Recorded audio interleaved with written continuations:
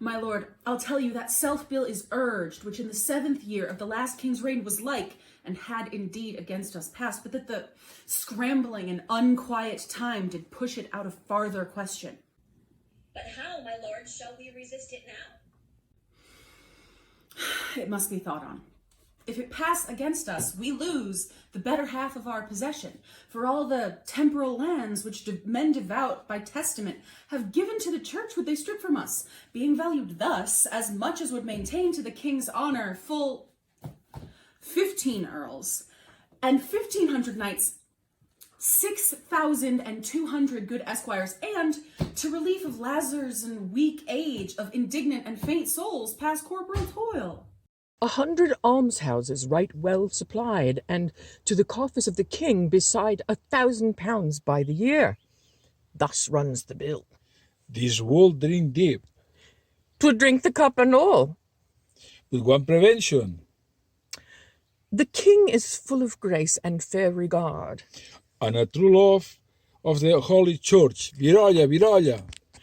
the courses of his youth promised it not. The breath no sooner left his father's body, but that his wildness, mortified in him, seemed to die too. Yea, at that very moment, consideration like an angel came and whipped the offending Adam out of him, leaving his body as a paradise to envelop and contain celestial spirits. Never was such a sudden scholar made. Never came reformation in a flood with such heady carence, scouring faults, nor never hydra-headed wilfulness so soon did lose his seat, and all at once, as in this king. We are blessed in the change. Hear him but reason in divinity, and all admiring with an inward wish, you would desire the king were made a prelate. Hear him debate of commonwealth affairs, you would say it hath been all in all his study. List his discourse of war, and you shall hear a fearful battle rendered you in music. Turn him to any cause of policy, the Gordian knot of it he will unloose. Familiar as his garter, that, when he speaks, the air, a chartered libertine, is still, and the mute wonder lurketh in men's ears to steal his sweet and honeyed sentences. So that the art and practice of life must be the mistress to this Theoric. Which is a wonder how his grace should glean it, since his addiction was to courses vain, his companies unlettered, rude and shallow, his hours filled up with riots, banquets, sports, and never noted in him any study, any retirement, any sequestration from open haunts and popularity. The strawberry grows underneath the nettle, and wholesome berries thrive and ripen best neighbored by fruit of baser quality. And so the prince obscured his contemplation under the veil of wildness, which no doubt grew like the summer grass, fastest by night, unseen, yet crescent in his faculty. It must be so, for miracles are ceased, and therefore we must needs admit the means how things are perfected.